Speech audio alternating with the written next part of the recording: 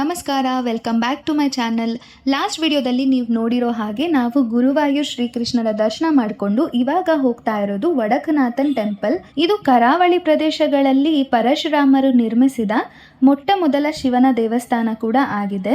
ತ್ರಿಶೂಲ್ ಸಿಟಿಯ ಹೃದಯ ಭಾಗದಲ್ಲಿದ್ದು ಈ ದೇವಸ್ಥಾನದ ಮೈದಾನವೇ 64 ಎಕರೆಗಳಷ್ಟಿದೆ. ಅದರಲ್ಲಿ 9 ಎಕರೆಯಷ್ಟು ಒಳಗಿನ ದೇವಸ್ಥಾನ ವಿಸ್ತಾರವಾಗಿದೆ. ಇಲ್ಲಿನ ಫೇಮಸ್ ಫೆಸ್ಟಿವಲ್ ತ್ರಿಶೂರ್ ಪುರಂ ಹಬ್ಬದಲ್ಲಿ ಈ ಮೈದಾನದಲ್ಲೇ ಸುಮಾರು 70ರಿಂದ 100ರಷ್ಟು ಅಲಂಕೃತ ಆನೆಗಳನ್ನ ಸೇರಿಸ್ತಾರೆ. ಅಷ್ಟು ದೊಡ್ಡದಾಗಿರುವಂತ ಮೈದಾನ. ದೇವಾಲಯದ ಸುತ್ತಲೂ ದೊಡ್ಡ ಗೋಡೆ ಗೋಪುರವಿದೆ ಮತ್ತು 4 ಪ್ರವೇಶ ದ್ವಾರಗಳಿದೆ. ಇವಾಗ ನೀವು ನೋಡ್ತಾ ಇರೋದು ಕೂಡ ಒಂದು ಪ್ರವೇಶ ದ್ವಾರ.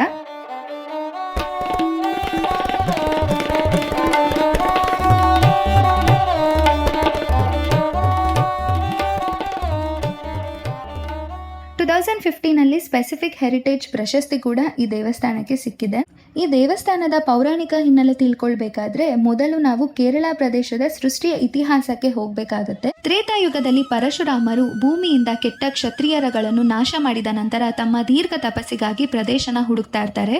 ಸೂಕ್ತ ಪ್ರದೇಶ ಸಿಗದ ಕಾರಣ ಅವರು ತಮ್ಮ ದೈವಿಕ ಶಸ್ತ್ರವನ್ನು ಸಮುದ್ರ ದೇವನಿಗೆ ಅರ್ಪಿಸುವ ಮೂಲಕ ಈ ಕರಾವಳಿ ಪ್ರದೇಶವನ್ನು ಸಮುದ್ರ ದೇವನಿಂದ ಪಡೆದುಕೊಳ್ತಾರೆ.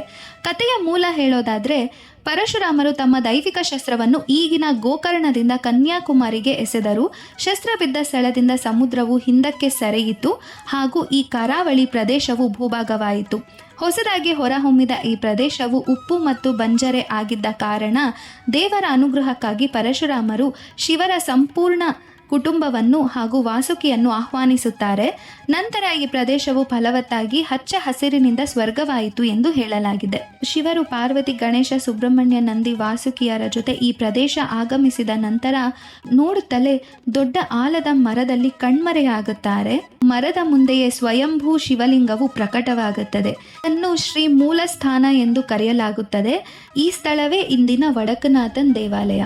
ಈ ಕರಾವಳಿ ಪ್ರದೇಶದಲ್ಲಿ ಪರಶುರಾಮರು ನಿರ್ಮಿಸಿದ 108 ಶಿವನ ದೇವಸ್ಥಾನದಲ್ಲಿ ಇದು ಮೊದಲ ಶಿವರ ದೇವಸ್ಥಾನವಾಗಿದೆ. ಇಂದು ಈ ಶಿವಲಿಂಗವನ್ನು ಯಾರು ನೋಡಲು ಸಾಧ್ಯವಿಲ್ಲ. ಕಾರಣ ಶತಮಾನಗಳಿಂದ ತುಪ್ಪದ ಅಭಿಷೇಕ ಮಾಡುತ್ತಿರುವುದರಿಂದ ಶಿವಲಿಂಗದ ಸುತ್ತಲೂ 16 ಫೀಟ್ ಎತ್ತರಕ್ಕೂ ಹೆಚ್ಚು ತುಪ್ಪದ ಗೋಪುರವಾಗಿದೆ. ನಾವು ನೋಡಿದರೂ ತುಪ್ಪದ ಗೋಪುರ ಹಾಗೂ ಅದರ ಮುಂದಿರುವ ದೀಪ ಮಾತ್ರ ಕಾಣೋದು.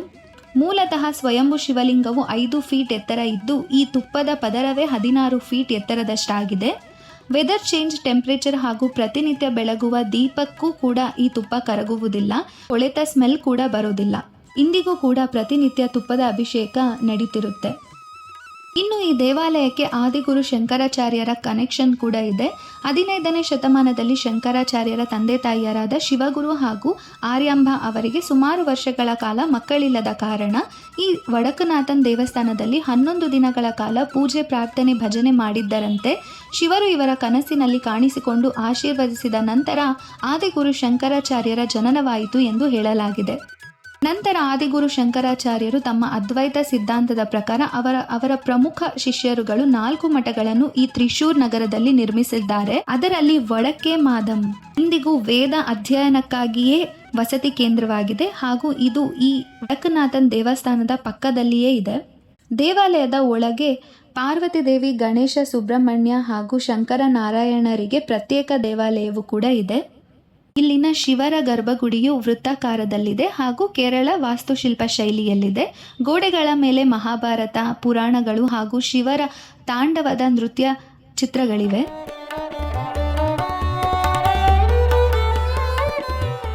ಇನ್ನು ಈ ದೇವಸ್ಥಾನದ ಟೈಮಿಂಗ್ಸ್ ಬಂದು ಬೆಳಿಗ್ಗೆ 4 ಗಂಟೆಯಿಂದ 11 ಗಂಟೆಯ ಒಳಗಿರುತ್ತೆ ಆ್ಯಂಡ್ ಸಂಜೆ 5 ಗಂಟೆಯಿಂದ 8:30ವರೆಗೂ ಇರುತ್ತೆ. ಡ್ರೆಸ್ ಕೋಡ್ ಬಂದು ಮೆನ್ಸಿಗೆ ಪಂಚೆ ಅಥವಾ ಧೋತಿ ಧರಿಸಿರಬೇಕು. ಶರ್ಟ್ ತೆಗೆದು ದೇವಸ್ಥಾನದ ಒಳಗೆ ಪ್ರವೇಶ ಮಾಡಬೇಕು. Western dress strictly not allowed. ವುಮೆನ್ಸಿಗೆ ಬಂದರೆ ಸ್ಯಾರಿ, ಆಫ್ ಸ್ಯಾರಿ, ಚೂಡಿದಾರ್, ದುಪ್ಪಟ್ಟ ಇರಬೇಕಾಗತ್ತೆ. ಆ್ಯಂಡ್ ಇನ್ನೊಂದು ಇಂಪಾರ್ಟೆಂಟ್, 1 ವರ್ಷದ ಒಳಗಡೆ ಇರುವಂತಹ ಮಕ್ಕಳಿಗೆ ದೇವಸ್ಥಾನದ ಪ್ರವೇಶ ಇರೋದಿಲ್ಲ.